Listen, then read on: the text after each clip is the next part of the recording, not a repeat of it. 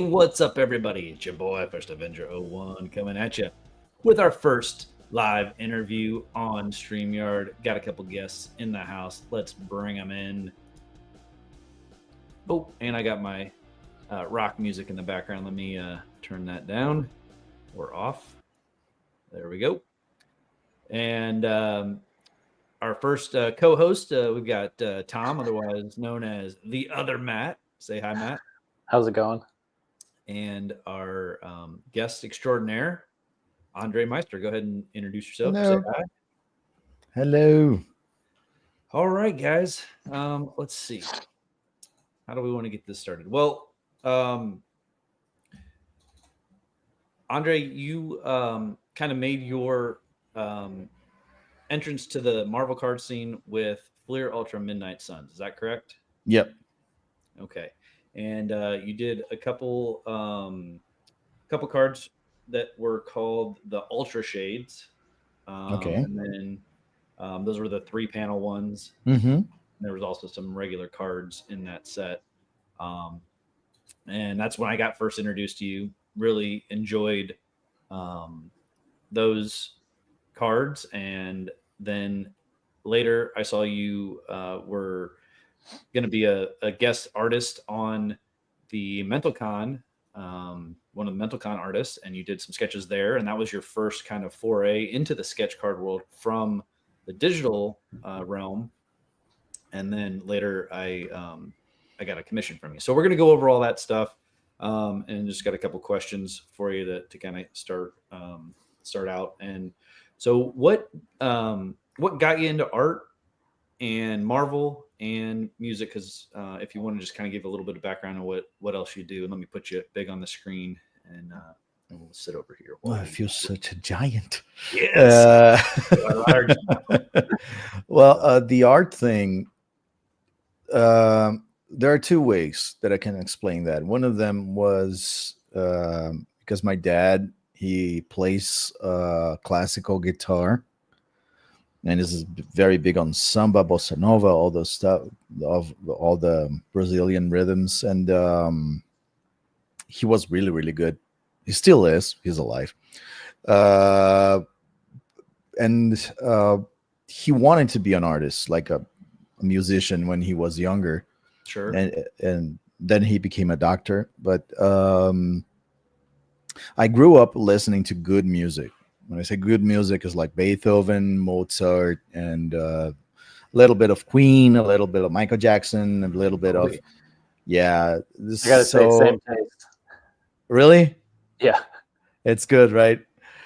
And I remember when I was a kid, I was sitting down in the middle of the living room. I don't remember much from my childhood, but this I remember, like me sitting in the middle of the living room, and that giant box, which today it should be like a toddler's height, like this wooden box of just spitting music out and like taking over all the living room. And this is my first contact with art. And I used to love picking my mother's ice picker and just singing in the middle of the living room, imitating the dance with Michael Jackson and all that stuff. And drawing became a part of my life, because like I always laugh when somebody asks an illustrator, when did you start to draw? And you say, oh, well, I did start to draw when I was a little kid. You know, like every little kid draws, unless they're psychopaths. But but I really got into that when I was 12. I was at school, and the kids, I was the nerdy kid. I know that nerd has this bad vibe to the word out there, but in Brazil, it's kind of like the person that likes geek stuff, you know? Sure. So I used to play Dungeons and Dragons with my friends, GURPS, Paranoia, all those, Vampire the Masquerade, and we wanted to draw our characters. And so there was this kid that was really good at drawing and said, I want to try that. And I started doing this and never stopped. It's funny because there's this guy, maybe you know about him if you're into this DC comics. His name is Rafael de la Torre.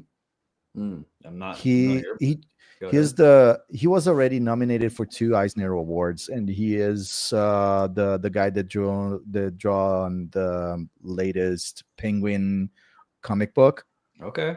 That's the artist. We met the same day when our moms were signing us up for the drawing class. Oh, that's awesome. They're from the same city. Yeah. Oh, wow. Yeah, and so it's funny because now this guy's like such a huge name, and it's like I used to go play at his house, and I never stopped that. The Marvel thing came later on, and it was really funny because Erica, who was my art director, she found me on Twitter, and I don't use Twitter. Oh. So did someone else post your stuff? No, I had the profile, and I had this Batman artwork that I did in 2015, I think, for Comic-Con in Brazil, and I made this drawing thinking, how would I make how would I make Batman kill? That was my first thought, and I thought, well, if you play video games and you are familiar with Bloodborne, I thought, well, if Batman was chasing demons, he wouldn't have the rule, and it's a perfect place for him to get crazy. So I did that one. It looks a lot like the design for Batman 1800 something. I don't remember the name, but Batman by Gaslight, something like that. And well, turns out that she liked the style, and she wanted something different for the collections. So she called me because she was interested in me for the Ghost Rider, for a Ghost Rider drawing. Sure. And she said, "Are you available?" I said, "Yeah." Are you available to draw Marvel cards? I said, "Fuck yeah!" And am I allowed to say that? No. Sure. Okay. Go ahead and be your true sorry. self. Nope. And then she said, "Well, we have 5 drawings that we need somebody to do." Mhm. And now she knows that, but back then I was really used to do 2 drawings a month, 2 paintings a month. Yeah. And I was like, well, this is my shot, so I have to make it right. I cannot miss this, and I cannot tell her that I'm used to do only 2, but Right. I don't want to lie to her. So what I did was I reviewed my composition skills, because I love composition, and I came up with a strategy to make it work. So I told her, yeah, I can do that. Mm-hmm. She came back with 7 for the next month. There was one month that she came back with 9. And it was really good, because it was not only, I'm doing Marvel stuff. I'm doing it was a very strong learning process. Yeah. Because had you been exposed to Marvel prior to that, like as a kid? Did you? Oh yeah. I used to ask for I was the nerdiest of the nerds. I asked my friends to call me Wolverine when I was 12. Nice. Love it. I love it. Yeah. No, that's awesome. So the cards that you did for the Marvel Fleer Ultra Midnight Sunset, you did digitally, correct? Mm-hmm. Okay. Yeah. And how did you get into the digital art space as opposed to physical sketching? Well, we did start because back in the day we didn't have like the tools to do digital art. At least not the tools we have today. So I learned the traditional thing. We didn't have many good schools in Brazil. We still have like 1 or 2 very good schools of art, but not for the industry. There's like, I can name 2, very good schools for illustration and for fine art in general, or just illustration. Yeah, for illustration, and I would say, well, fine art in general, there are some particular teachers. I wouldn't say like big schools or colleges, and the art scene in Brazil is really weird, and it's a long conversation that I would make people very angry if I started talking about that. But I'm sorry, I got a little lost. Oh, just how you got into digital. Okay, yeah, yeah. Digital work and kind of your process with that. Well, it was kind of a organic transition because I was very serious about being an artist. I was working with publicity. I was almost 30 back then. I said I have to do something for myself, and because I was just paying my bills, that's all I was doing. So I saw one school that's already closed. It was a very good school, and I said, oh well, it was only Disney animators, people that worked at the Hunchback of Notre Dame, like people really really good people that knew how to do this stuff. And I entered that course because I at first I wanted to draw manga and as a comic book artist, and I met this guy, and I thought, because American comics, there's something that annoys me a lot with American comics is that the person that's drawing, it's not necessarily an animator. So usually you see that, like, if Superman is just punching somebody, he's doing a pose that he's punching somebody, is not, and doesn't look like he's like sticking his fist in the face of his enemy. A lot of static poses. Yeah. Yeah. And I didn't want to do that. I wanted my drawings to be very dynamic. Sure. So I started doing animation, and at that course there was this concept art teacher. He studied in back then we only had forums like conceptart.org or 3D Total and all those. And so it was the beginning of the golden age of concept art, and I was just hooked because the process was really quick, and the guy knew how to do this painting that I would take like 5 hours just to start. The guy did something in 20 minutes that looked like a painting, and said, well, I want to learn from you. Sure.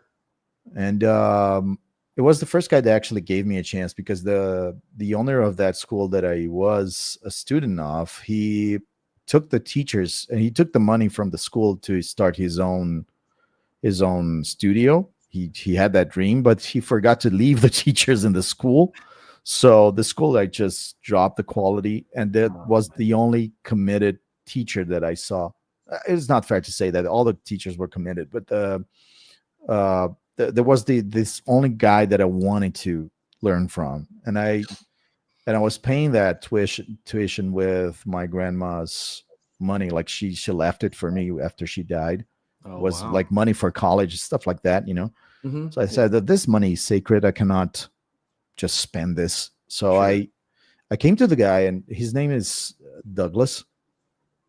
Douglas do Amaral. He's a very good. Today, I think he is a tattoo artist. And I said, dude, I want to pay you the value of this tuition if you can teach me every day. And he was like really overwhelmed with that. And he said, well, I'm not going to do that.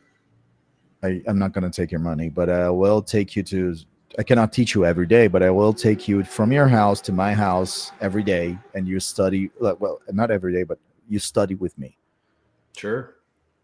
And you're not going to pay for it. And I said, well, what's the thing? Like, what should I do? And he said, when somebody who has the same desire that you have, mm-hmm. really wants to do that and cannot afford it, you're going to help them. Very That's cool. the Yeah, price. I think mentors are a huge part in professional development. I know that I've had some in my career outside of the hobby, and so it sounds like you were picked up early by someone who wanted to mentor as well, and that's Yeah. an awesome feeling. You know, it's always great when somebody that you look up to is willing to kind of help you and teach you and spend the time to pass along their skills. Mm-hmm. And I think everybody kind of wants that a little bit. You always want to teach something to the younger generation, and so that's a fun way to kind of keep passing it down the line and keep your art alive and that in that sense. So there's a good feeling about that. When I helped a few people along my way. Some people were just taking advantage of that, but there was just there's a small amount of people that do that. And Mhm. but there was like this girl that she was really depressed. She was talking about bad vibes in her head, and Sure. I said, well, you're not going to stay alone, you're going to learn from me. She said, I don't have money to do that. So, well, you don't. Okay, just study with me. I didn't ask for money. Mhm. Pay You it know, forward. so yeah, she stayed for 3 years with me Oh wow. as a student. Yeah, Yeah. and I cannot say what she did for me later because I don't want to expose her, but she is among my she's in one of my video clips. That's the way she paid me back. She said, Gotcha. I'll be part of that. I'm not gonna charge you for my acting." Sure. Sure. And so that's kind of a good segue into you also do music, correct? Mm-hmm. So how has your music inspiration and your music tastes, how has that influenced your art? Because to me, it feels like they're almost one and the same, or they're Yeah, very symbiotic in a sense. With you do some metal music yeah, that's out yeah. on Spotify. Go check them out. Go ahead and plug your band now. What's It's Gospel of Ghosts. okay? And I use one of your songs on my workout video or on my workout track. So Mother Superior is the track that I would highly recommend you go checking out. We'll put it in the comments or whatever. But yeah. So anyway, so how has that influenced your art? Well, like I said, I grew up with music, and one of the things that I love about a Brazilian language, the Portuguese language from Brazil, we speak Portuguese for Mhm. everybody that's unaware of it. Um, it's that is a very complex and beautiful language. If you can make many small uh, different kind of meanings with just the same word. I would refer to some expressions that we even used to make fun of things. And there's a very Brazilian way of saying stuff. And what does that have to do with music? What I love about the music that I hear, that I listen to, is the stories behind the lyrics. And by heart, I'm a storyteller. I love storytelling. I entered this realm because I like the stories. Like I said, my job is being an illustrator, but I am an artist by heart. So I don't necessarily care if I'm gonna do something with music or if I'm gonna do something with art, with dancing or whatever. I'm not a good dancer, but it's all one and I the thought all same. Brazilians had to be fantastic dancers. Oh, I suck at soccer as well. Well, most of my friends hate soccer just like me, so I get you. I get you. we always got picked last. That's the reason. So yeah, so and metal came into my life um, back when when you're starting to become an adult and you lose all your friends because your mind starts to have a mind of, your mind starts to be its own master. So Sure, sure. friends drift away, you change. So Of course. there was this moment where I didn't have many friends, and I just finished a relationship, and there was this friend of Mhm. mine, Lucas, and he said, well, you're gonna drink with me tonight. And I said, well, drink with you? I didn't even drink. And it's okay, let's go. And he took me to the worst bar I ever saw in my life. It was like this very low life kind of bar like you see Sure. in the We Western movies, Yeah, in the US we call them dive bars. Okay. Yeah. And it was like the best people I ever met. Oh yeah. Yeah. Some of those can be some very interesting places with some interesting people in there, but And here's the funny thing, like Mhm. metalheads are the nicest people you're ever gonna meet. If like I see them depicted in movies like they're very angry and violent and all that stuff, like that Hell's Sure. Angels kind of thing that they like the stereotype, like, but these are the nicest people I ever met. Like, I Really? never ever in my life seen a fight break out in a metal bar at all. Never. In like 25 years that I love this shit, and I just got hooked because there are bands that talk about history. There are bands that talk about Lord of the Rings. There are bands that talk about the meaning of life. There are bands that just like Metallica is just about the inner feelings of this lonely dude, and Sure. like Guns N' Roses is not metal, but it's about the innocence that you lost. Like, I don't know how to express this in English. Sometimes Mhm. I lose myself, but That's like okay. the loss, the Your innocence of a child type of thing.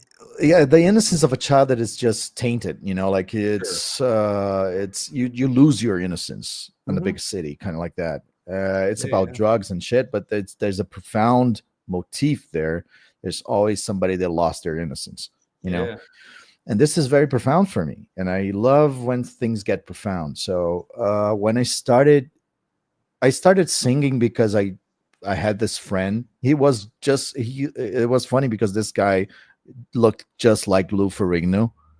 That his nickname Oh, was Hulk because he yeah. looked like Hulk, and he was big, like he was Well, now really we got the strong. Hulk and Wolverine, and you guys are gonna start a band Yep. together? I wanted to, and I started to get interested in singing, so I started taking singing classes, and Oh, very I cool. just I just went with it. I didn't want to do any projects with it. I had a cover band at some point, Yeah. Were but you it playing didn't. any instruments as well? Or did you pick up the No, guitar no. since your father had played? No. Okay. Well, I am a, like I said, like it's in my name here. I'm a weirdo, so I started Mhm. with a violin. Hey, we all got to start somewhere. Yeah, so I didn't take off. I think that I resonate more with the singing part, Yeah. and for my and I when I finished the Marvel thing, there was some reasonable income for me, and I thought, well, I'm gonna put this in a project. So I have a friend who is also the producer for Megadeth. Oh wow. He's Brazilian, You got some and friends. Okay. Yeah, it's good. Always good. I'm a bro, and we were talking, and he gave me a rate that I am a little embarrassed to say, but it was quite expensive. But I thought, well, if I'm gonna do this, I'm gonna do this right, and Sure. I wrote 3 songs, and I had this because I can't compose music, so he referred me to this guy called Fabio Caldeira. He is the lead singer for a band called Maestric. Is Okay. just a release on under Frontiers Records, the same record label from Journey and all those Oh wow. Okay. 80s. Yeah, Yeah. Yeah. Yeah. is he's a really nice guy. Like, we became like bros in like 20 minutes, and he wrote all the arrangements for the song to work out, and we did 3 songs. I released 2 because I thought that I was going to do an animated lyric video with the third one, but it makes it takes a lot more than I thought it would, so it's sitting here. But yeah, I was really proud to see that come out, because this is what I wanted to do. I never set out to, oh, I want to be a Marvel artist. I said it's not because I'm against it. Of course, if I was, I wouldn't be doing this. I Right. love it, but I set out to be an artist, Mm-hmm. so you have to do something for yourself. Like, Spider-Man didn't come from a company. It came from somebody that thought, well, I want to make a superhero, and made a business out of it. Was Sure. not the other way around, Mm-hmm. so this is what I wanted to do. Yeah. Oh, that's awesome. I mean, I love your song. I'm probably one of your top listeners because I have it on my Mm, workout track, and I just like thank just you. just going pedaling away on the bike, rocking out to it. Nice. Let's see here. I've got just a couple other questions, and we'll get to actually looking at some of your art. That's why we all came here. Okay. Um, and maybe just some quick responses to these. How did you feel about being on that first Marvel set? What did you like it? Was it, you said it was a little bit rushed for the amount of work that they were asking for? And then are you doing any other work with Tops or Upper Deck going forward with, like, say, their Batman stuff, the DC stuff? Because you said that you had done a Batman and that's kind of how they found you. So I was wondering if you were, I mean, I know that some guys are under NDAs, so if you can't talk about it, don't spill the beans. Okay. As they say in the US. I don't know if that translates to Brazilian or Portuguese, but Oh yeah, we have NDA. So okay. No, I meant the phrase "don't spill the beans." okay, yeah, okay, I got it. I know you were saying sometimes the translations. Yeah. But anyway, Thank so so what do you got for me for there? Okay, so I hate to disappoint you guys, but neither Tops nor or Upper Deck called me to do any Batman thing. Tops, I think that like, as far as I can tell, Tops only got sketch artists to do their collections. I am not aware Right. They've of how only got they. a couple sketch card artists to do Yeah. card for them. I think they picked most of the art came from the shows or whatever. Mhm. I did email both of them. I still have good relations with some of the art directors that are there. Some the art directors that actually worked with me, they are not at Upper Deck anymore. Okay. So I think it's natural. Like usually an art director had their artist that they want to pick. Right. It's right. not some, So if they don't think it's time for me, it's not going to be time for me. So Sure. I just don't think have any. I think you would do a really good job on the Batman stuff. Oh yeah, I love Batman. Your It's style like, would translate very well, and so no. hopefully whoever's over there sees this. Oh and yeah, picks you rooting up. for it. I really wanted to do it, especially if it was something like Batman Beyond or some twisted way of Batman. This is just like my thing.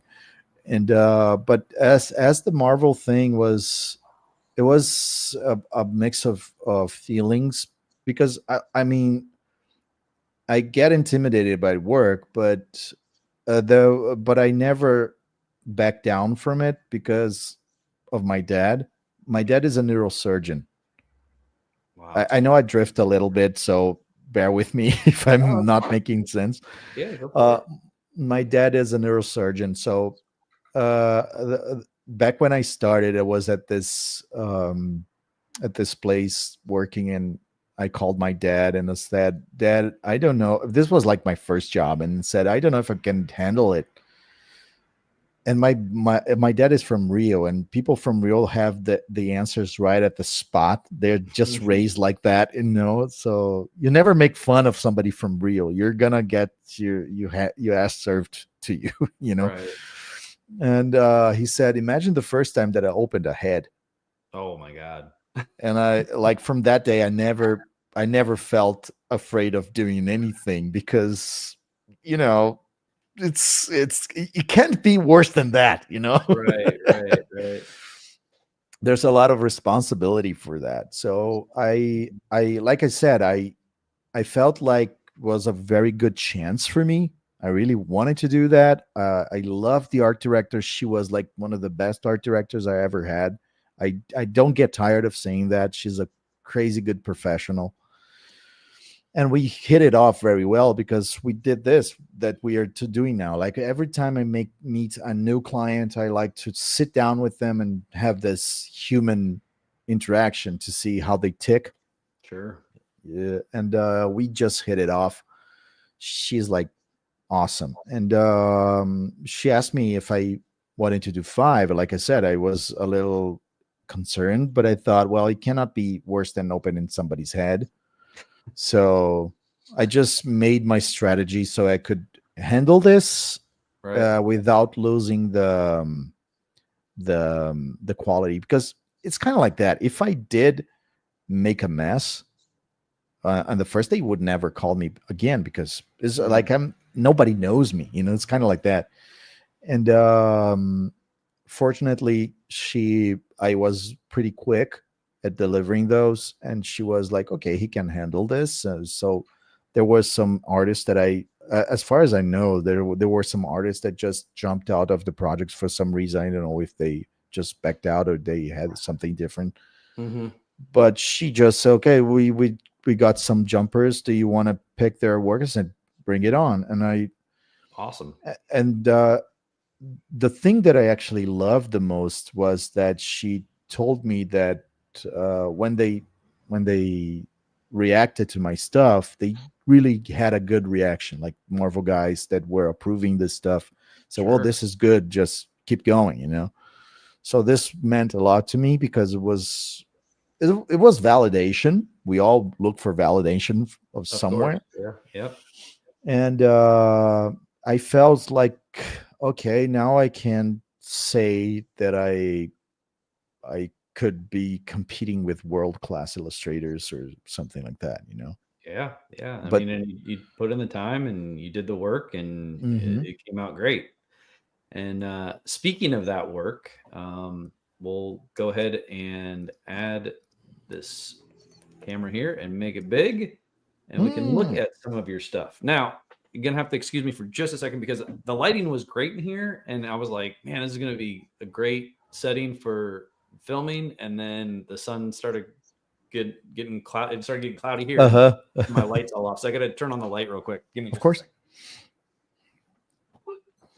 All right. Nice. So with your style, do you prefer pen and ink?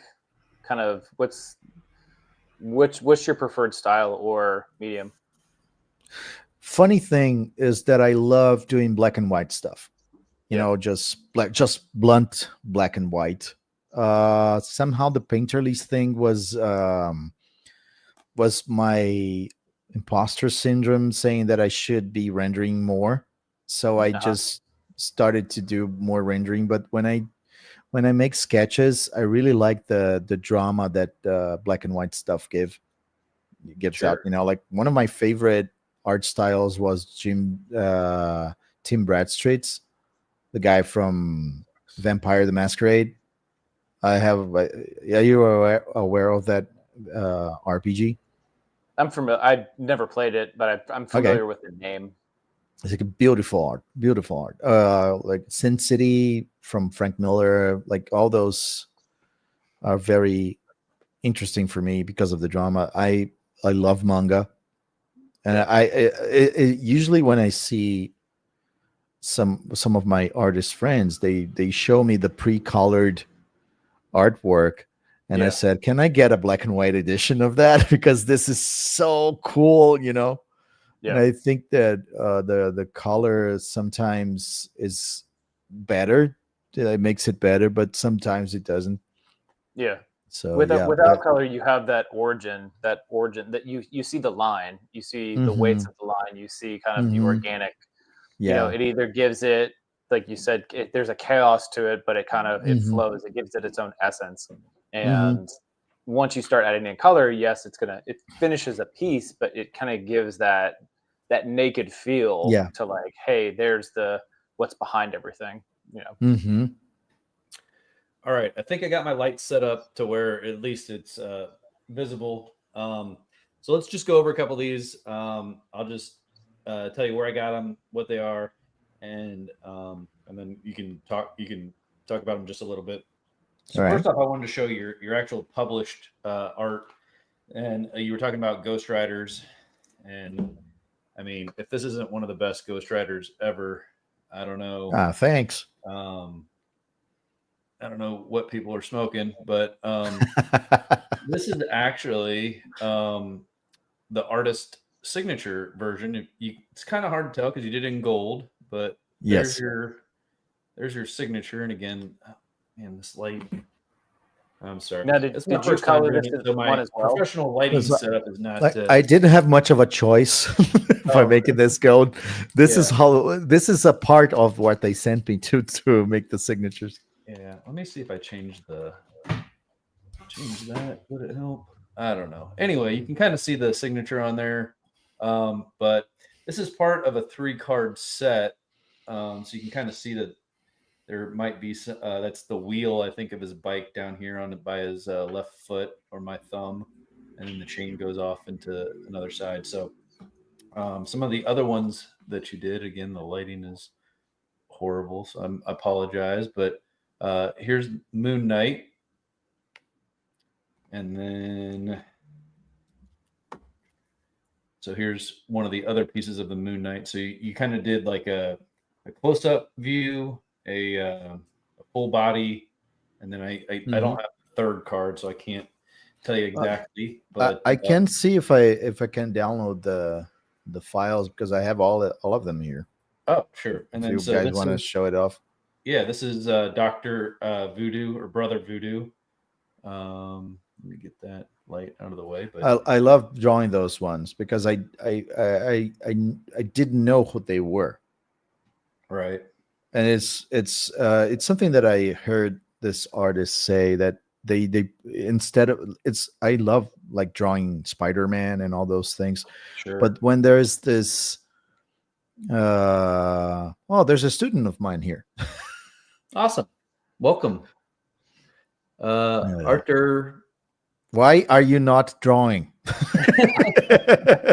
Hey, he's a big fan. And then here is and I'm not sure who this character is. I'm not 100% up on all my Midnight Suns characters, but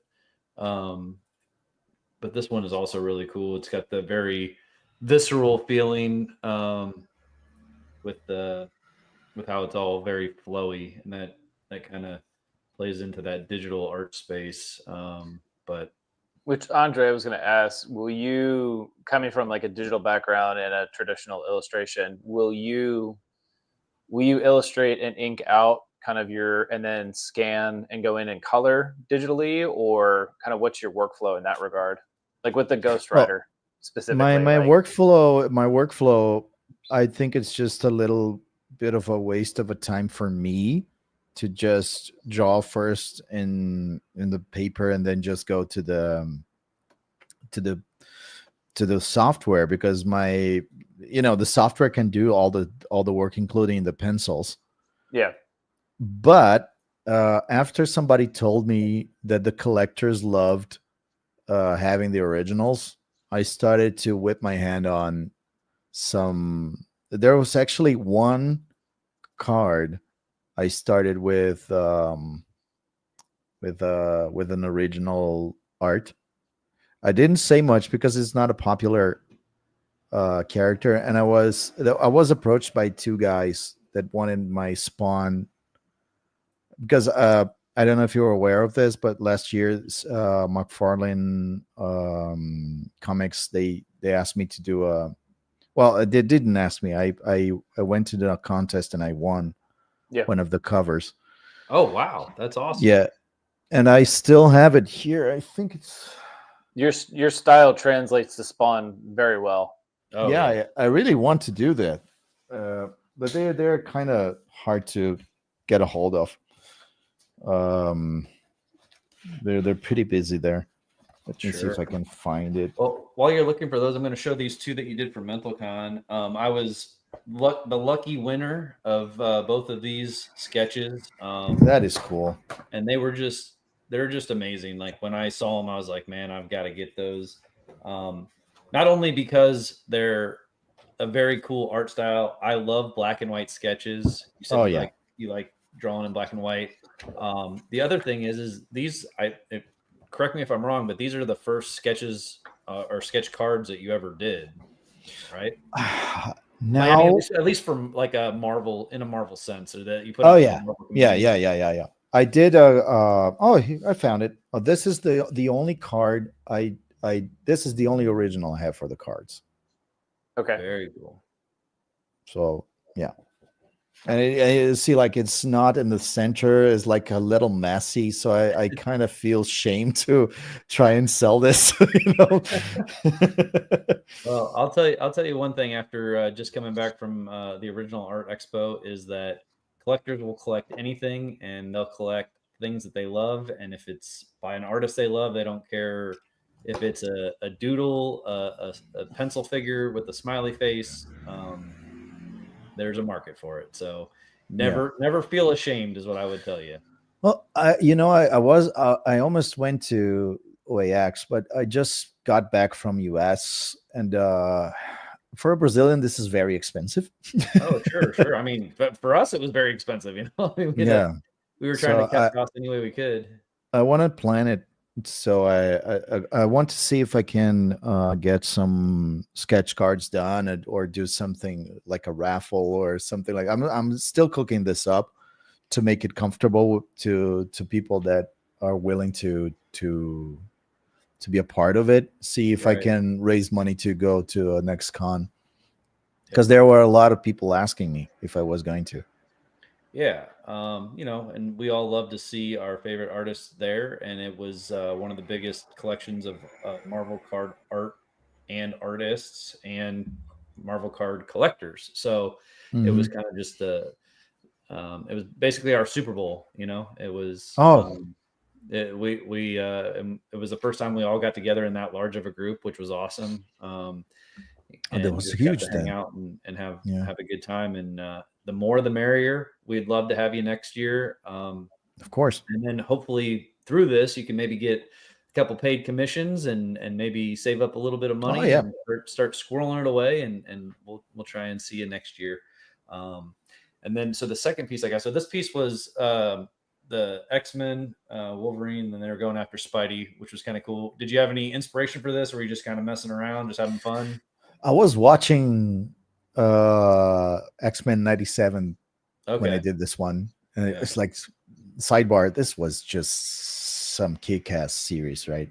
Oh I yeah, loved loved it. it. Loved Yep. it. Yep. I still haven't had a chance to catch up on it. Ah, Dude, it's so good. after we Yeah. get And off that, this I stream, think go we all watch it. grew up with that original X-Men. It was like trying to catch an Mhm. episode on Saturday and then Mm. hear them Yeah. back out. So everybody keeps talking about it. I haven't seen it.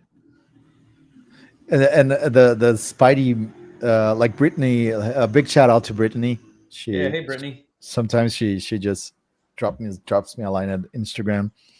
If anybody wants to just say hi on the Instagram, I'll always talk to people. So Sure. don't be shy. What was I saying? You were Oh watching yeah, X-Men, I and was then watching the X-Men. Like one of the, I am a big manga guy.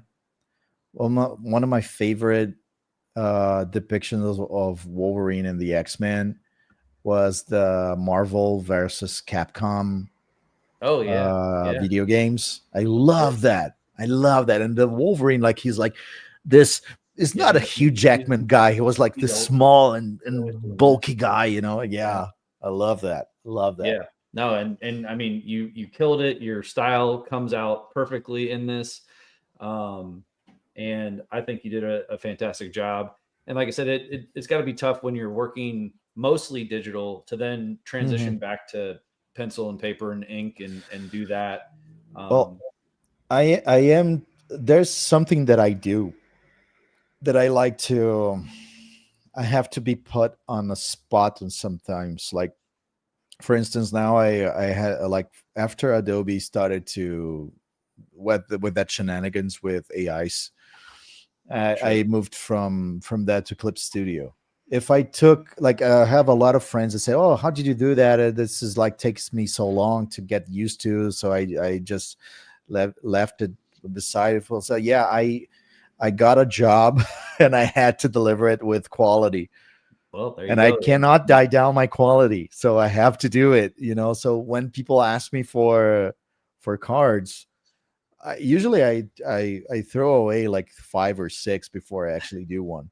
Because I want to give that energy, and some when you're insecure about your pens and you just make a mess and say, okay, I have to start over. I just Sure. am just comfortable with throwing away a baby. Right. Sorry for Right. people Right. that likes babies, but Well, I uh, mean, that's a joke. what I was going to say is that I was interested because in the digital space, when you get to see your workflow, it's a Hmm. lot of changes all the time, Hmm. and that's Yeah. something you can't really do that Yes. well in a card because then you would be erasing it so many times that the paper would just be completely a mess. Hmm. So was it difficult to get that idea out of your head onto the paper, Yes. or so yeah, so kind of like you do like 4 or 5 different versions, Yeah. and then finally you get the one you like, and then you ink it or whatnot. Well, I was making a joke, but there was this art mentor that said you have to learn how to kill your babies.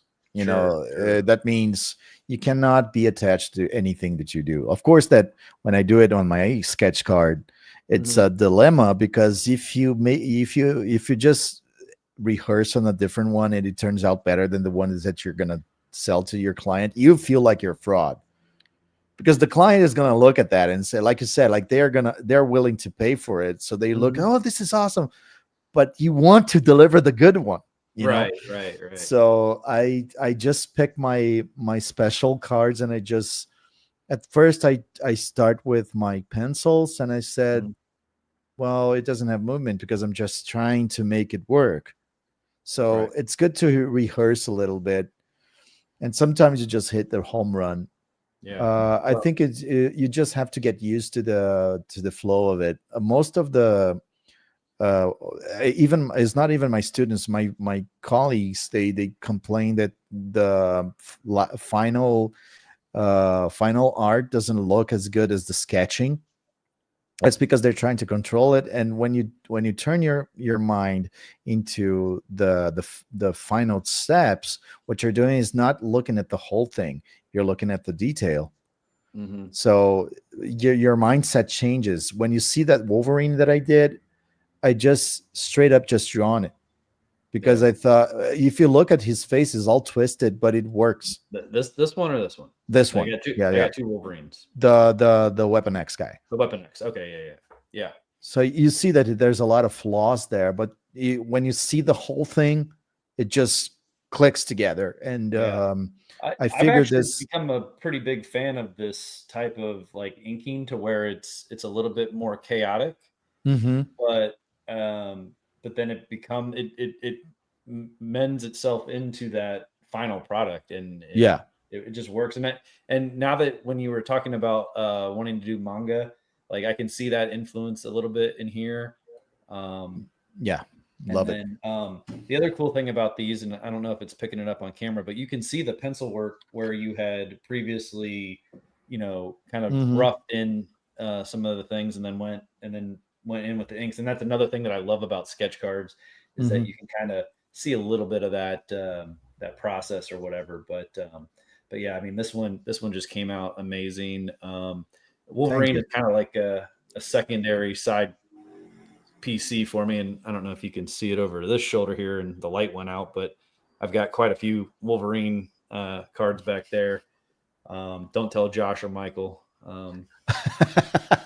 But, uh, but anyway, so I was really happy to There's a pick these new up. Wolvie collector in town. Yeah, and of I course, promise I won't tell you your secrets. and of course, when after I got these, they both came after me for them. But the cool thing about MentalCon is that my initials are MC, and Oh, cool. so it's like these are my own personal cards, which I love. So I got Cool. MC there and MC here. So it was really neat to be able to pick those up. And after I got those, I was just like, man. And then like, so when you see these on camera, it just, with any kind of art, pictures don't really do it justice. You really got to Yeah. see it in person, hold it, Yeah. feel the medium, smell the Mhm. ink, the paint, whatever. Um, but once I got these in hand, I was just like, wow, this is really special, really cool art. Thanks, And man. so then I noticed that you had opened up some commissions, and so I was Yeah. like, oh wow, like, and then it was the OAX thing, and you're trying to raise a little bit of money, and so I was like, hey, this is my guy. I love what he did in the black and white. Let's see, and as much as I love these guys, Cap's my boy. Of Come on. course. So You're I just wanted, you're wearing a cap. I'm wearing a cap shirt, maybe cap underoos, who knows? I think Um, that I think that there's a what's the name of the company that made that hat? this hat, Yeah, because I think I Marvel. worked for that guy. Uh, well, it's a lids exclusive, is what they Hmm, said. So I don't know, but yeah, he but makes anyway. hats like that, and so I thought, well, Oh maybe yeah, yeah, I yeah. did that one. It's my signature hat, so I got to wear it. Okay. But anyway, so I reached out to you. We talked about doing a commission. Just wanted to kind of talk a little bit about getting commissions. If anybody's watching this has never done it, or reached out to an artist that they love and they want to have them do Hmm. something, usually the process is, just kind communication is the biggest Mhm. key, and we talked about that. So first, you just got to reach out to them. Some artists are accessible, some are not. Some are Mhm. great at communication, and some are not. So you might get Mhm. an instant response. You might have to wait a while, and so you got to be patient. Yeah. And some guys are busy. They've got other projects, stuff that's paying the bills and putting food on the table. And commissions are kind of a little bit of a side gig just to make a little bit of extra. And you already had the interaction with me. You know I'm a jerk. So if the Sure. person does, if the person displeases me, I'm just gonna go get off my lawn. You know. Hey, I I thought it feel was. you there. I was young. Sorry. I was going to say that the title is Weirdo. Oh yeah, I'm a Yeah, of course. weirdo. So reach out to the artist, start a conversation, try and figure out what works for you, what size card, or painting, do you want to whatever, and then you discuss price. Once you agree upon something, then either some artists will take half up front, or they'll take the whole thing and then deliver the product and then get the rest of it once it's mailed, or so again, all these things they're kind of fluid, and there's no Yeah. one set standard. But again, just communicate. That's if I can say it 100 times, that's the biggest thing. And one of the other big things I think is preliminaries, like sketches. And I think most artists, if they're worth their weight in gold, they'll do a couple prelims for you. Mhm. Super rough sketches, layouts, or designs. And I know you and I went through a couple where it was like, okay, well, here's my idea of what I'd like to see. And then you came up with a couple, and I picked my favorite one, and we went forward with that. Um, and then you went ahead and made the card, and you came back to me and you were like, hey, here it is. And I looked at it and I loved it, but there was just a little something missing. I don't know, again, because this was different for me, because I'd only seen your black and whites, and I'd seen your digital Mhm. stuff, so I'd never Yeah. seen you do a colored commission. um No, well, and you got so lucky as well because the materials I used to, I was trying to make amends to, because here in Brazil the art supplies are crazy expensive. okay. Like I got a Copic, a big Copic box Sure. for $200. In Brazil, they would cost like $500. Oh Like wow. crazy expensive. Yeah, ridiculous. Yeah, Yeah. because of the importation, and was before now. I don't know how they're going to cost in the future. Yeah, Yeah. yeah, of course. Uh, but you were lucky because I went to LA in October. This is one of the reasons why I didn't go to OAX. I was really tired, and I didn't like. I spent the money going to LA. Well, it was you guys have to accept my apologies because it was the first vacation I took in 15 years. Oh, you don't have to apologize to us for anything. I'd much rather go on vacation than go to a con, but But I like and, it. and Here's the thing. LA is awesome. So it's No, I do like it is because one of the big things for me is meeting fans and friends, like the sure. fan part is very important because without the fans, like you were asking about why wouldn't maybe LA is not awesome. Brittany. Well, I went to It was a Disneyland. little white lie, okay? I went to the Star Wars and the Avengers. Yeah, I did all this stuff. Like I was like 12 again. Yeah, and And that's I'm awesome. And well, like you were talking about asking me if Taps or Upper Deck called me, and mhm. like you guys have a power to that. If I think that they are not calling me now because the business model are gonna change. So they like now we have different people making the decisions. I mean DC, not even Upper Deck. Yeah, yeah. And I'm speaking out of speculation. I don't know what's going on. I'm Mhm. not inside to say anything, but I am I am pretty sure that the reason is that when Erica called me, she liked my style and she thought, well, this would look cool, and she had an opening for that. But I am aware that my style doesn't sell that well for not in the audience. The audience does like my stuff, Mm-hmm. but when we talk about companies, big companies like Marvel or DC, they have their style and they want the artist to be a little bit in pattern with that, especially Sure. if he's not known, you know. But on the other hand, when somebody gets very popular and the audience requests him, um, sometimes they make an exception. So I Yeah. think that I got lucky because they liked my stuff so much. Like she said that she wasn't supposed, not she that she wasn't supposed, she didn't anything wrong, but she said that that there was not very common thing to do when you call somebody that just was found in the middle of other artists to do the Mm-hmm. platinum edition. Sure. And she called me anyway, so it was a big honor for me. And I like you guys treat me like a celebrity. I don't feel like it, but you treat me like that. We love our artists, it's Yeah. a very very symbiotic relationship. If it wasn't for you, we wouldn't Yes. exist. If it wasn't for us, you would I have nothing I to agree with that. draw and put out for people. So um so in that sense, I mean, we like to and we like to support our the artists Mhm. that we love, buy their stuff, get commissions, and so yeah, if there's a way that the fan base can get you more work, we Oh would yeah. love to do that because It's we Thank love you. doing your stuff. So, This is very good. This is very good for us. um, And so and with oh, sorry, go ahead. no, I was going to tell a story about that fan. Thank you, Brittany. Um, and like there was this girl that went to my booth. This is one of the reasons why I do this. I like to meet doing cons because of the fans. And when I say fans, sometimes you don't know how much one thing that you did means to that person.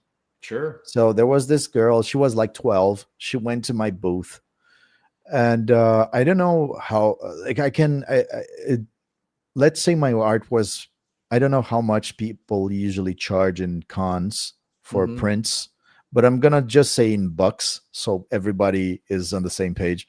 So my artwork there was like for a print, I was charging like $40. Usually the artists they charge a lot around 20 to $40 in cons. Usually they like to stay at the 25-30 rate, but my artwork was a little more expensive. And she came to my booth and she saw my latest Spider-Man drawing, and she saw also the Jinx from Arcane that I did. It was a fan art that I did like very quickly because I really wanted to have that because it was really big. It was back in December now.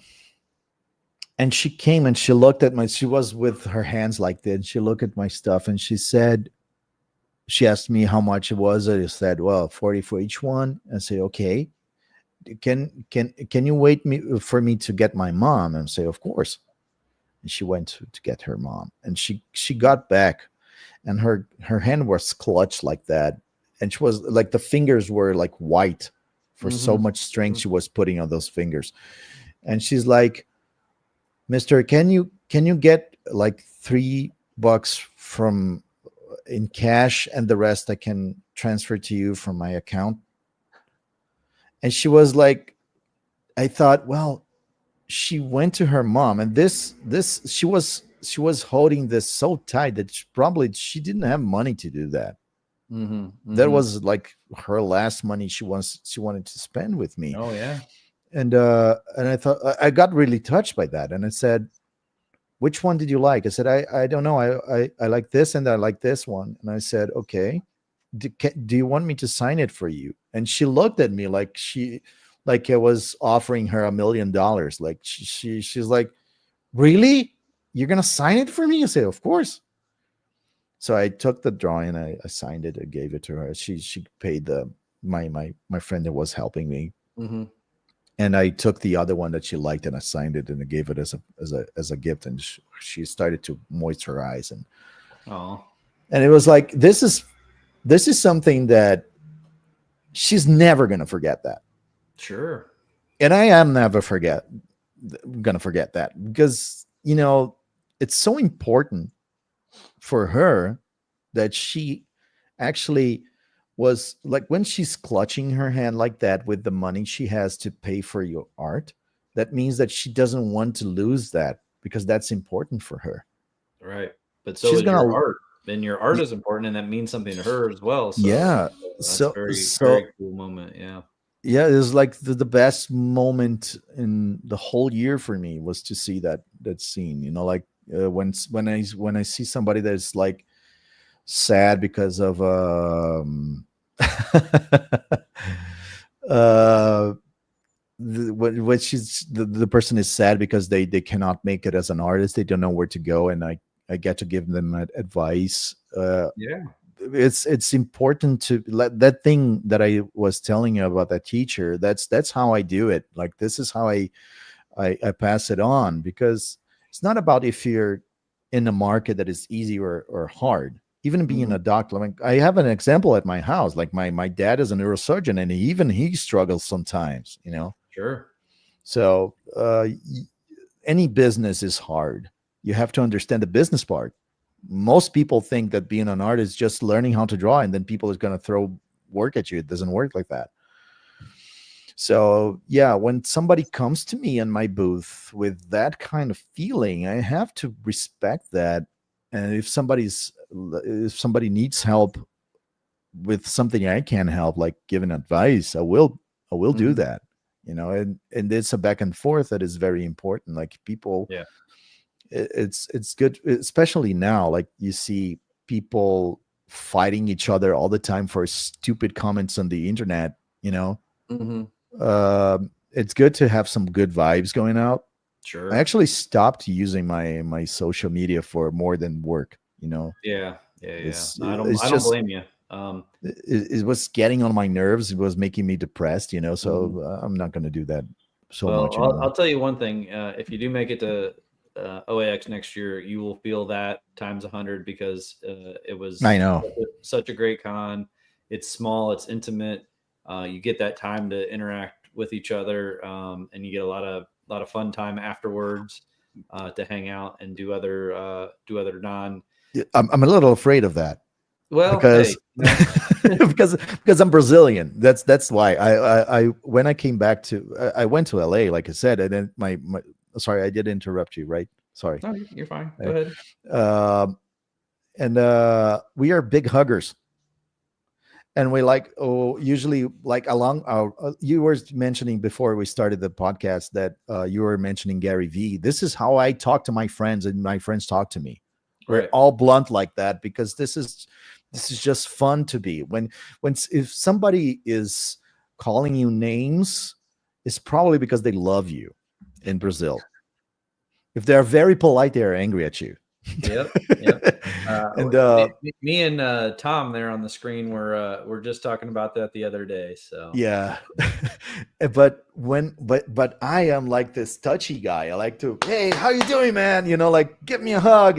So my friend said, don't do this here because this is kind of harassing yeah, people. some And some what? people are a little bit more standoffish, but I mean, we had guys like Simone Bianchi, who is the most Italian Oh guy yeah. there is, and Mm. he's like you. He's very boisterous and just his personality is exuded in him like every time you talk to him. And I feel like you would be a perfect fit, a perfect match for that No, yeah. for that Italians setting. are So, the nicest. man, we really hope you can get there next year. Let's get to Hmm. the sketch that you did for me. We were kind of talking about it, and then we got a little sidetracked, but that's okay Okay. because I love the stories.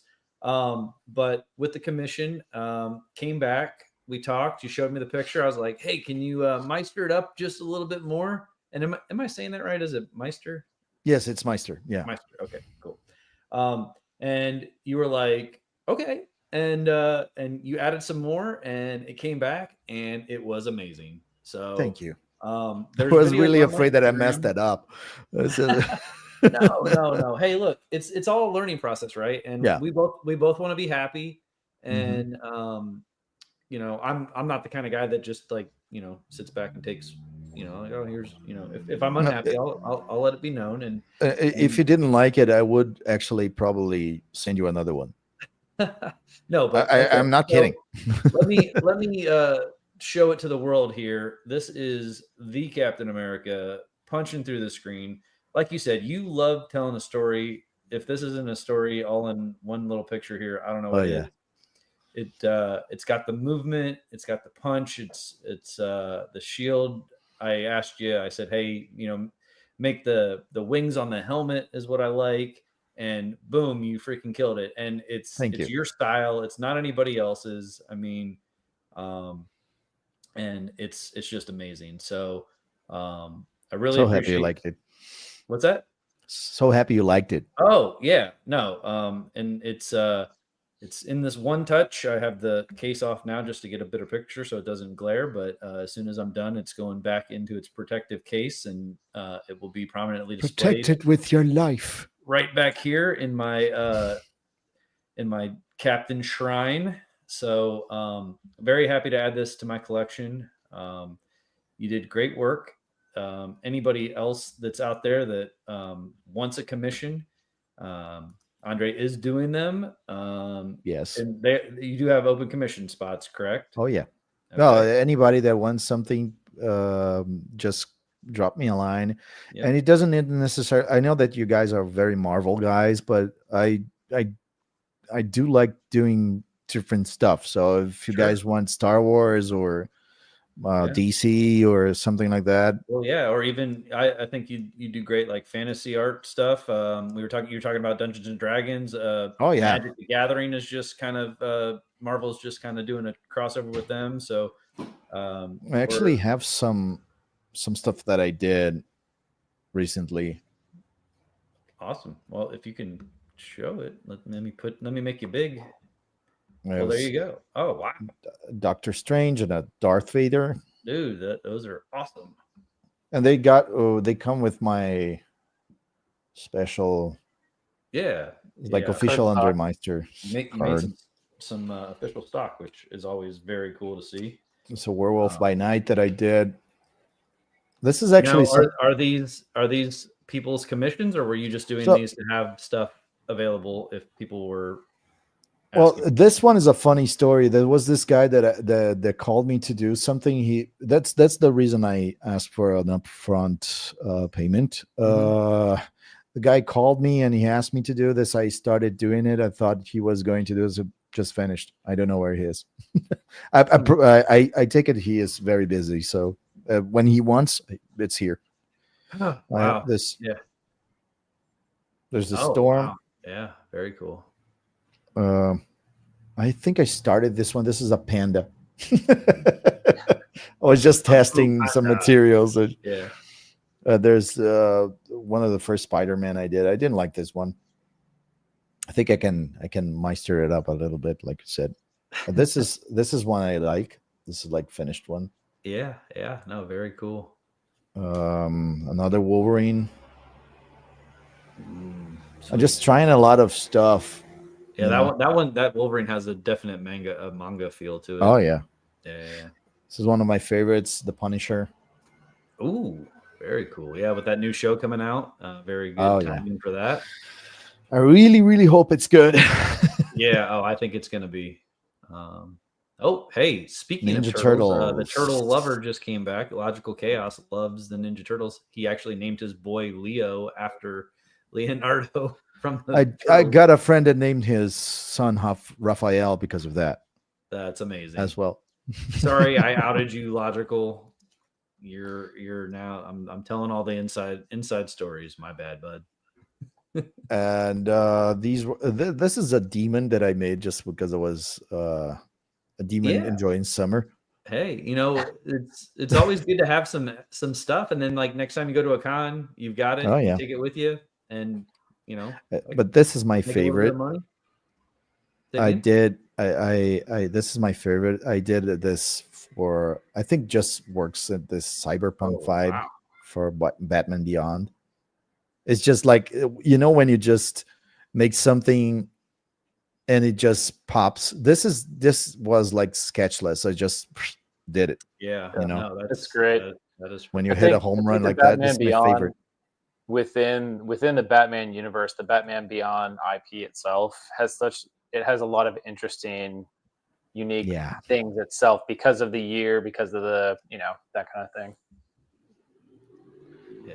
Yeah, it's and like that's why I was saying, like, I think your style in Batman Oh, I love it. is just like a match made in heaven. I, So I'm hopefully just they waiting. reach out to you and get you on there. I mean, it might take a while to get your foot in the door over there. Yeah.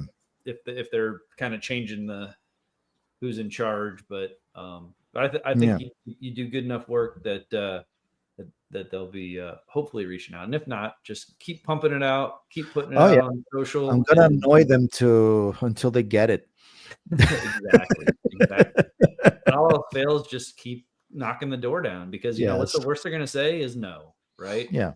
And But they're very nice guys there. yeah, I'm and just joking. Yeah. sure. And just like anything else, we've all failed many times, and we Mm-hmm. just keep getting up and keep trying and Yeah. keep getting at it, and eventually, Well, you make there's it. some stuff that I almost got to do. I'm so sad that I didn't. Almost got to do the opening for Venom, the latest Venom movie. Oh I wow. was so sad that I didn't. Hmm. uh, That would have but been amazing. Yeah. the one thing that I actually made my year last year was that I was called to do a Castlevania DLC for Vampire Survivors. Cool. Hey, thanks, Britt. Thanks for joining. We'll see you. See you, Britt. Castlevania, huh? Yeah, that Yeah. again, another great IP that your style just, Yeah, I do have a fan art I did of Castlevania. You want to see? heck yeah. That's why we brought you here, to see all the cool stuff you got. Okay, I can enter my art station now. See if I can share my screen here. Stand But by I for. think you have to give Do I me have to- permission for that. Oh, yep, I got it, and I'm adding you, and there you go. Here you You're go. up and So- live. So don't my- pop up anything you don't want anybody else to see. I want you to see everything. Let's remove that. So, what do you guys want to see first? There's a lot of stuff. There's Batman, the Batman that got me the job at Marvel. There's Yeah, the let's see the first Batman. there's one not safe for work. There we go. Well, there's somebody with the boobs out here, but it's just a drawing, Sorry. if you don't mind. No. This is the idea for a Witch Hunter Batman that I thought of. I mean, that looks like a Batman cover. I mean, yeah, I did this one as an idea for the cover for a comic book that would be just like that, and I thought of the characters from Batman. Like this would be Red Hood. gotcha. Yeah, Within that same universe or timeline. Yes. Yeah. It's kind of it's called the city of Yarnum for those who like to play Bloodborne. The Scarecrow. I did every single one of those. I thought of a lore.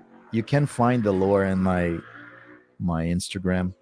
I can't remember exactly what it was, because I wrote it like 2 years ago.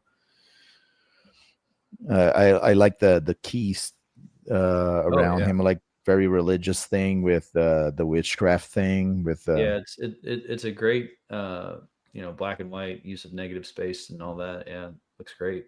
This is what I love to do. Like this is if I was going to do a comic book, like a horror comic book, it would look like this. This is Two-Face.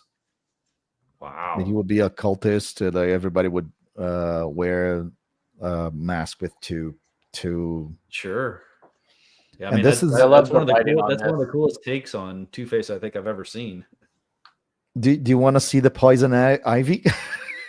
Yeah, I mean, it's not too sexual. Okay, keep them coming. This is hopefully I won't get banned from the internet. I don't think so.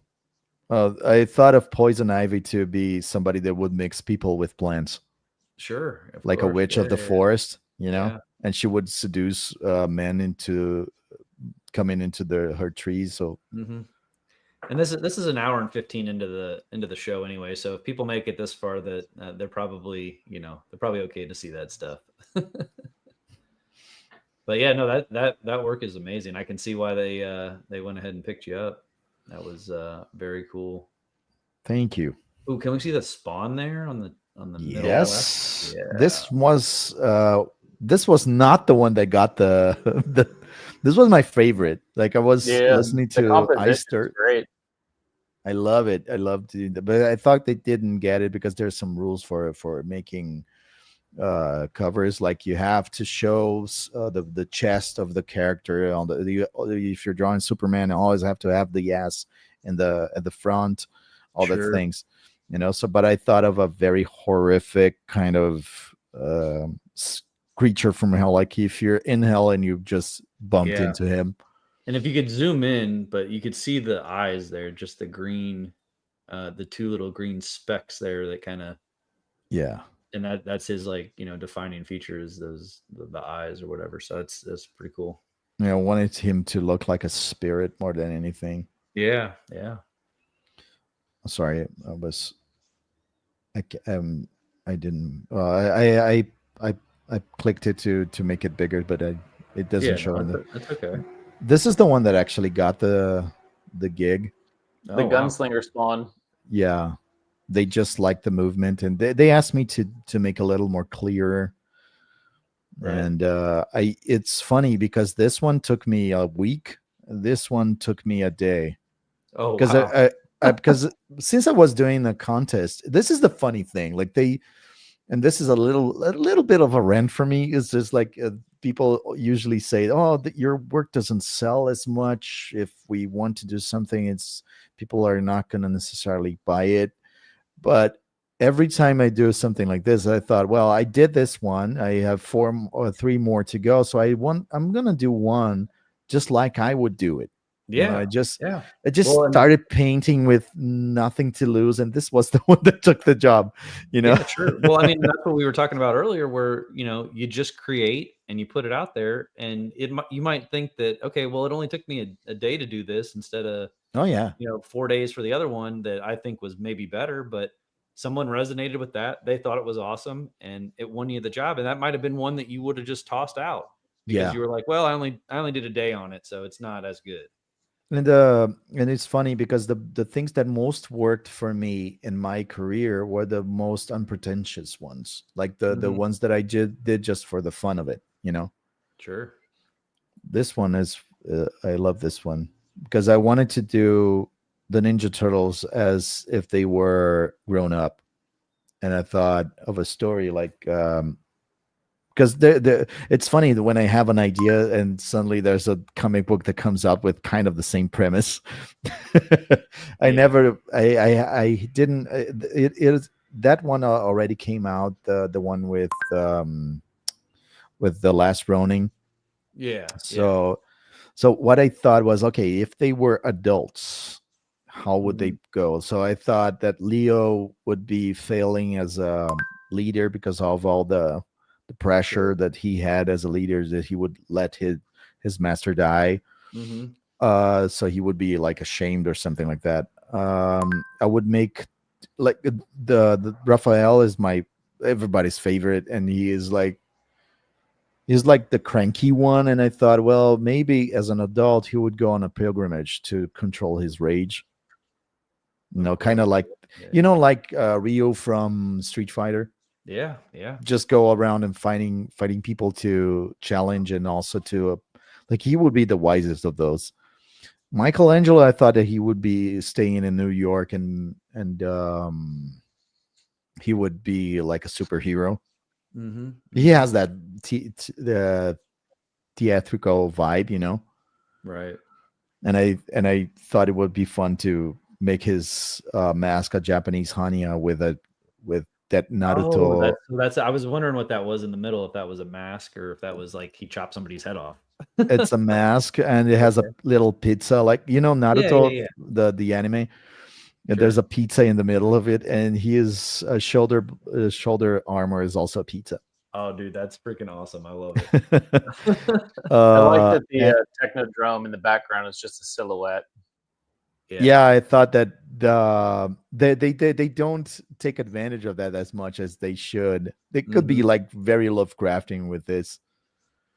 And Donatello, I think, is most underrated of those because they usually make him as the nerdy guy that comes up with the gadgets. But I thought, well, this guy, if he, he's a fucking ninja, Right. and he has all that knowledge with mechatronics and all, he would be right at home doing some Black Ops like Metal Gear stuff, you know. Yeah, and mechanized suit and all that. Yeah, for sure. Yeah, it would be probably he would become an assassin for the government or something like that, you know. And then you got Bebop and Yeah. And I thought, well, these are metalheads. They should be depicted as metalheads. Yep. No, I mean it's a great piece. Again, I could see that being the cover of any, of the latest comic books or whatever. So I really wanted somebody to look at this. Oh, let's make a comic about that. Can we pay you a buttload of money to write it? Have you put that out as a print for sale? Yes. Or Yeah. Okay. But I have to. This is one of my flaws. I have to put my links in order. I should take the advantage of this moment to maybe until Friday put up some prints on sale in print. Just have to put this. Well, I think that's one of the tough parts about being an artist is that if you don't have a rep or something like that, like to promote your own stuff, to do all the social media stuff, to make the sales and put up a site where people can buy your stuff, that's not always the artist's main focus or even their speciality. So it can be difficult to get it out there. But like I said, you have to be your own company. It's very, very hard to do that. Yeah. This one, go ahead. Oh, I was just going to ask, is this website that we're looking at right now, is this something that everybody can access, or is this of course or this is a personal thing? Okay. I am not in the chat, so I'm going to put on the private. Sure, I'll swap it over to the actual chat. Maybe link it in the notes if I can figure out how to do that. But Artist Station's a great website to discover. Sorry. I wrote it wrong. So, artstation.com/ArtStation. Okay, cool. ArtStation. So Matt, do you have some No, I was just saying Artist Station is a great resource. It's to find new people, find art, just to kind of browse, to really just see and discover people. Very cool. This is the first time I've ever heard of it, so new to me, but I like it. This is a very similar situation. I love that game. I played that game with my mom for I got the freaking book to figure out how to go kneel at the stupid, because you get the end, you couldn't do anything, and you're like, what the hell? And then you had to go buy the stupid Nintendo Power book to figure out, okay, we got to look to the west, kneel down for 20 seconds while holding select start or something stupid. Anyway, yeah, I remember that. The hell out of me, but I love playing that game. Anyway, sorry. It's my favorite Castlevania of all time. That one and Lords of Shadow. And I thought, well, I'm gonna do this for fun, and that got me the gig. 5 years later, but it got me the gig at the Vampire Survivor video game. Very cool. It's like crack for nerds because it's very addictive. This is recent. I just found out that there's a lot of you collectors that love this. It's the Few and Cursed. I made the latest cover, and there's a card also that he ordered, and I liked it because I did both styles that I like. I usually like to do the painterly thing, but I like to do some more manga kind of more Tracy stuff, I did with the Batman thing. What else? There's my Skeletor. Oh wow! I thought he was a diva in Eternia, so I thought, the diva of Eternia.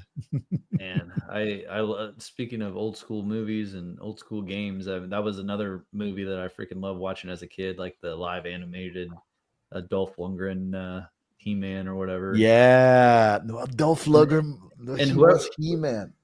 Matt, do you know who did the makeup Jesus. for Skeletor in that movie? I'd have to pull it up. It wasn't I don't know off the top of my head. Ray.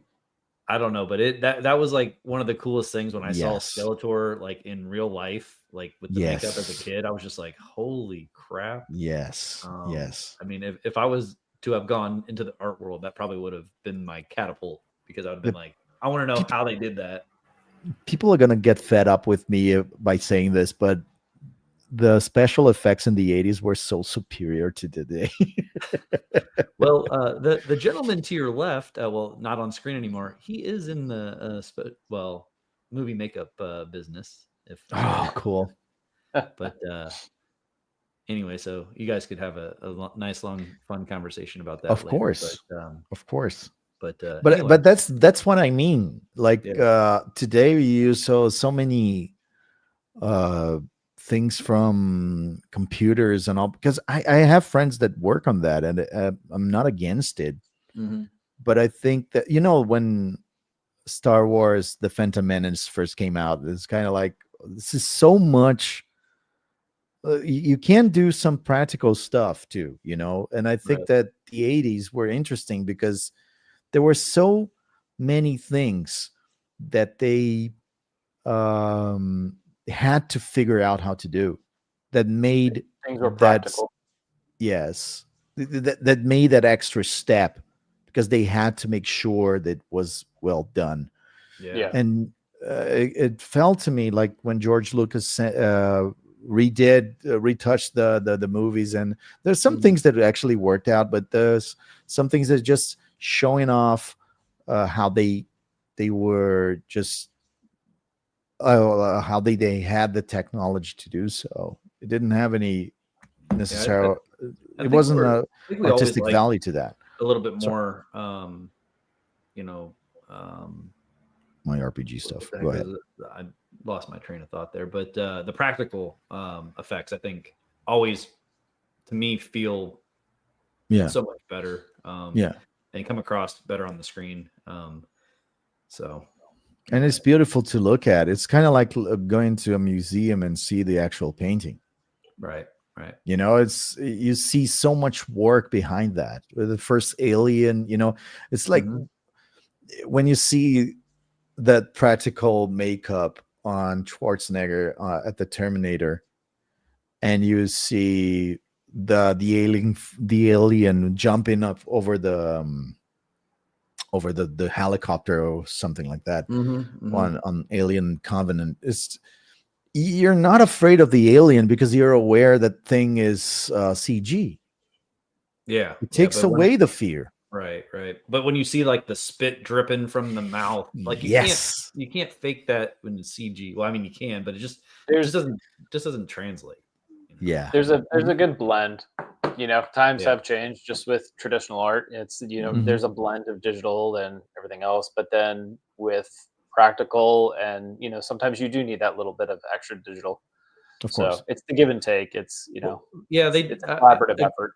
Sure. A good example of that recently is this new Star Wars one. They had a one of the characters was like a wolf. It was like a pirate wolf guy or whatever, but I'm pretty sure it was like a practical, like puppeteered head, and it looks so cool. And I was like, dude, if they would have just done that like CGI, like it wouldn't have had the same feeling. Like the space, like I don't know if it's something like in your brain doesn't quite like take it as real, or like you can kind of sense that something's just a little bit off. But when you see it in a physical form in that space, there are people that actually are very good at both things. Like if you look at those desert worms from Dune, they're scary.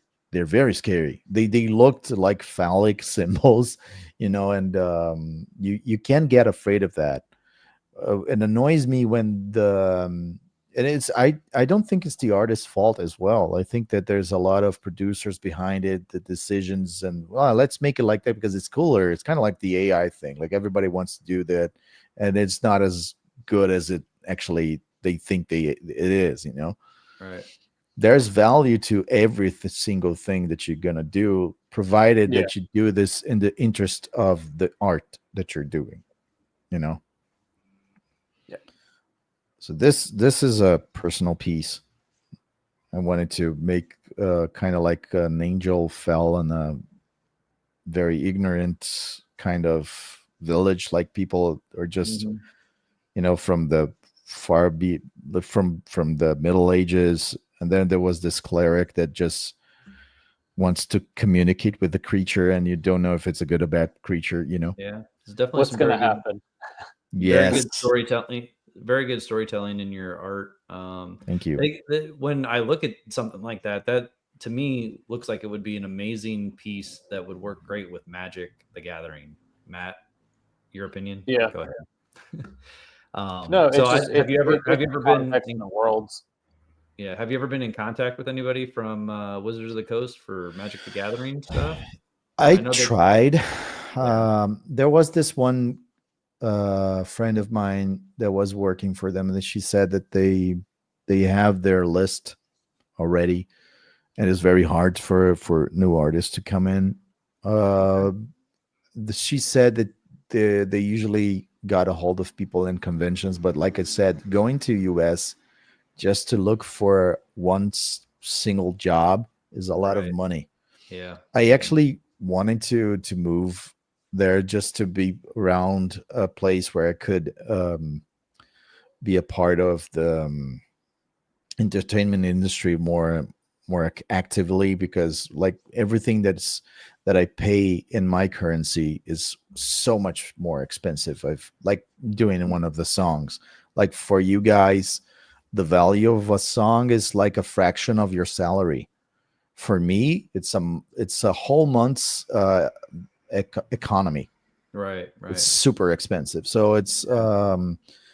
I wanted to move there, but the industry is weirdly like latent, because they're making a buttload of money, but there are many people getting laid off for many reasons. I'm not going to blame only AI on this. I'm not going to be like ranting about AI. I don't think that's what the audience wants, but I think that the industry is changing, and it's changing in an unpredictable way.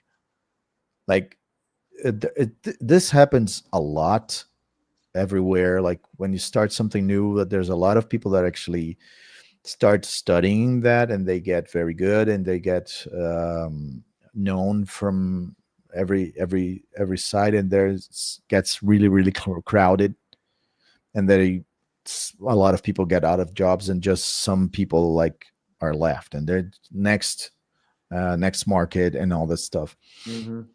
And I think now I was when I was in LA, I was at a friend's house. Was he's a writer. He was a writer for one of those big series. I'm not gonna say who, because I don't know if he's gonna get in trouble for me saying those things. But Yeah. No, you don't have to share any of that stuff. But go ahead. uh, he said that there's a lot of things going on when you're doing a production, especially when it comes to producers. Like there's like when you have one big production, for instance, like there's a room with the best writers in the world. The best one is in the market because they can afford it, and they're in this writing room writing a very very good masterpiece, and then all of a sudden there's a guy with the money saying, we could put this scene here and see if we can make it a ride on an amusement park. Hmm. And it's kind of like, well, this doesn't fit here. Well, so make it fit. So. And then there's the other guy, and then the other guy, and then the other guy. Like there's 5, 6, 7, 10 people with the money saying they want changes. So the only logical path is making it as like a sandbox where you can put things. This is his explanation for things. There's a lot of more of this going on. Like there's the AI effects. Like there's a lot of companies that just they think that it's happening a lot here in Brazil as well. Like they think that the AI is already solving problems, Yeah. which they're not. They're doing some good stuff. I'm not going to be naive about saying, oh, this is shit, Right. Right. but there's I've already heard a lot of stories of people trying to make it work, and when they ask for changes, the person that's doing the AI thing doesn't know how to change. Hmm. Doesn't Yeah. know how. It doesn't have the skills because he Right. didn't study for that. Right. People Right. that are actually studying for that, Mm-hmm. they're not necessarily using it. Some Sure. people are. Some of my friends are, Yeah. but Well, they are using. I'm sorry. yeah. Oh, I was just going to say that I think there's always going to be, as much as AI can be a tool, I don't think it's ever going to replace the human element in Yeah, creation, in art, in movies and stuff like that. So, yeah, but it is going to, it's one of those difficult times. It's kind of that transition period where yeah. because it's so new, everybody wants to use it, or they Hmm. want to say they have it in their product, to kind of get the clout or